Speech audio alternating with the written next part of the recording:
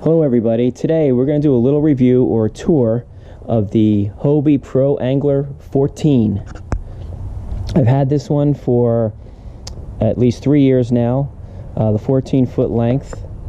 It's something that I really wanted after selling my fishing boat, knowing that this kayak can get me into a lot of good fishing spots, skinny water where the boat couldn't before. So here's a rundown of what I've done to it so far. The first thing I did was I got the tracks here so I could slide my mounts to any position I want. I move them on occasion, but typically leave them for the most part at the same time. These rod holders are ram rod holders. This is the second different pair I've had, and I think I'm going to give the Scotty rod holders a shot too. And then once I do that, and I've used those for a little while, I'll do a little review of the 3 rod holders. So the boat comes with the Mirage turbo fins. Now the new Pro Anglers come with the Mirage drive that has the reverse. I would really love to try that one day and maybe swap the pedals out for the ones with reverse. I do find that there are times when maybe you're fishing up against some brush or bushes and you want to back out. Instead of using your paddle, you can just put the pedals in reverse. In the front hatch, I really keep very few things in here. I want to keep the weight down to a minimum here. I have a poncho, a couple of towels, a safety line in case I need to get towed, some leader material, and a safety whistle, an older one that I had in there. That's pretty much it. Underneath, this is where we keep the battery for the fish finder, strapped in here, and this is an airtight, watertight box, and the battery's pretty stable in here, easy to open up and charge. So the center hatch, I removed the little tackle boxes that they had here. I threw this cheap bin inside. This bin costs like $3. I know Hobie sells their bucket that fits perfectly for about $20 or $30. This one's fine for me. I just keep some snaps and hooks, and I throw a bottle of water in here. I've got sunscreen and sometimes snacks, just fishing license, just things that I might need to access quickly. I'll throw my phone in there, my car keys, and any spare GoPro batteries will go in there as well. I love that it has a spot underneath for the tackle boxes. I don't even strap them down, quite honestly. When I'm fishing, they just stay there loosely, and I slide them out, get what I need, and slide it back in. This seat is amazing. I can sit on this kayak for 5 or 6 hours, and I get up off of it and I feel like I just got up off the couch. It's got adjustments for seat height. The other side adjusts the seat back, and also we've got lumbar adjustments here for the center down your lower back. Very, very comfortable. Love the seat. I can't imagine sitting in a kayak for extended times without that seat. So the other thing that this version of the Pro Angler has is 6 rod tubes, 3 on each side, where you can basically store your rods up through the side of the kayak. I typically fish with at least 3 rods, so this comes in handy, really more for transporting it than anything else. I also had these hooks put in here, and I installed these rod leashes. The last thing I want to do is lose a $300 combo over the side because a fish pulled the rod out of the holder while trolling. So I've got a couple of these rod holders here. They really are not in the way. I know some people have theirs where they get tangled because these are on these were made from an old phone cord. They're very flexible. They extend as much as I want. They don't get in the way, and then they recoil, which is great. Got my little pair of pliers here in a little holder that I've got attached to the bar. And one thing I'll mention is that this is again the older Pro Angler. It's got the short rounded bar here. The new ones come with a very long bar that they call the H bar.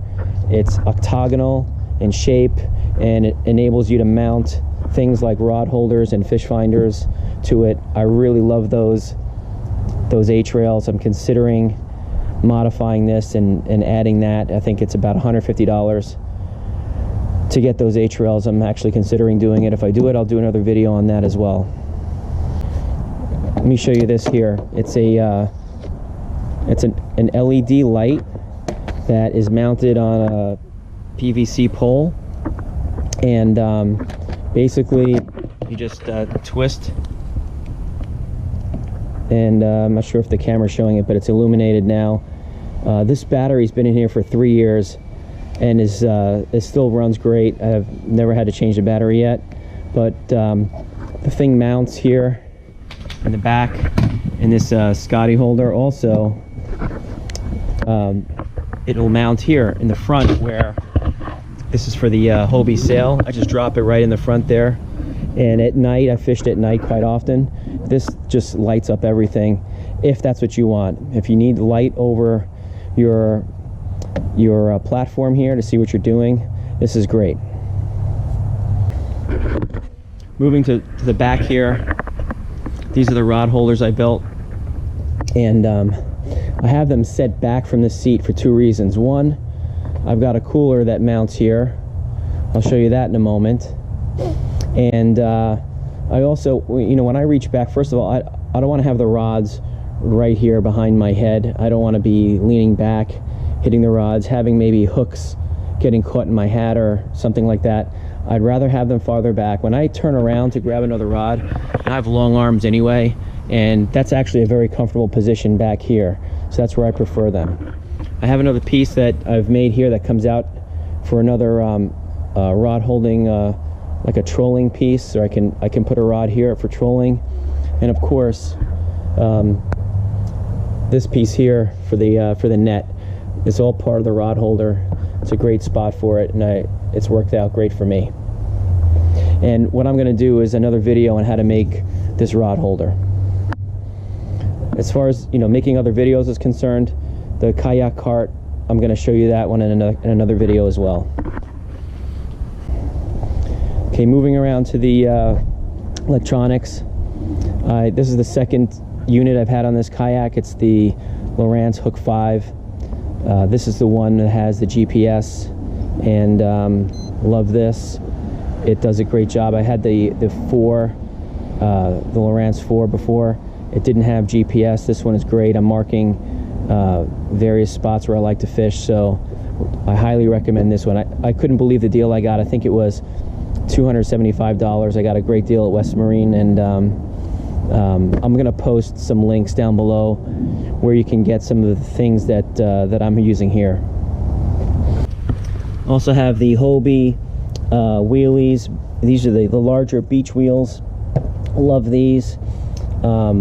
I'm quite often having to transport the kayak from the truck to either the ocean or a lake where there's no boat launch, and these work great, especially if you're in sand. Much better than the hard wheels. Yes, these are more expensive, but trust me, they're definitely worth it. And the newer ones, the wheels come off easily with just that pin right there, the cotter pin. Pop that out, take the wheel off if you'd like. These end up getting mounted on the back of my kayak when I'm in the water. I'll show you that right now. Okay, to mount the wheels on the back, I just use these stiff wire connectors, and essentially just tie up the wheels to the rod holders.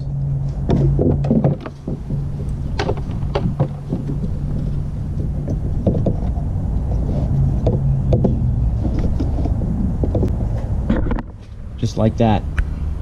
They come off real easy too. Last thing I'll show you is you have a extremely hot sunny day, you want to get out of the sun, I attach this umbrella to my seat. I'll show you what that looks like now. And there you have that, the sun umbrella covering the chair. You can spin it, you can mount it down here to get it closer to the top of your head, which I've done sometimes. Sometimes I mount it here. That works as well. So again, a cheap umbrella, gets the sun out of your face, works great, love it. And I'll put a link down below where you can find this too. So that's it. I hope you like the kayak. Like I said, I'll post some other videos about the rod holders, the cart, and a few other things. And if you like the video, please subscribe. There'll be more. Thank you.